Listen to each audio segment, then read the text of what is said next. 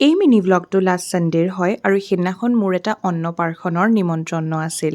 So' hi welcome back to a mini vlog. So' আজি মোৰ উঠা দেৰি, চ' উঠিয়ে ব্ৰেকফাষ্ট কৰিলোঁ। আৰু আমাৰ ঘৰত মধুৰিৰ গছ আছে, চ' মায়ে মোক পাৰি দিছিলে। একচুৱেলি মই এই মধুৰিখিনি মানে পূজা কৰিম ন, চ' তেতিয়া তাতে প্ৰসাদ হিচাপে দিম।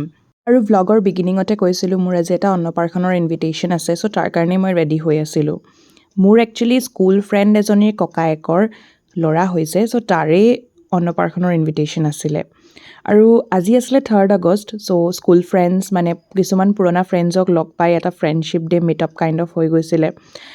আৰু এনেকুৱা ইনভিটেশ্যন লাইক কাৰোবাৰ বিয়া, কাৰোবাৰ অন্নপ্ৰাশন মানে নিজৰ ফ্ৰেণ্ড চাৰ্কলৰ ভিতৰত পালে নিজকে বৰ ডাঙৰ হৈ যোৱা যেন ফিল হয়। মানে টাইম ফ্লাইজ ছ' ফাষ্ট।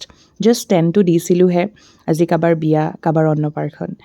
এনিৱেজ, তাৰ পৰা একদম টেষ্টি এক্সাইটেড খানা খাবলৈ মই ৰেডি হৈ গ'লোঁ আৰু খানাটো একদম চিম্পল আছামিজ ফুড আছিলে। চলো that's it for today's vlog. Thanks for ৱাচিং।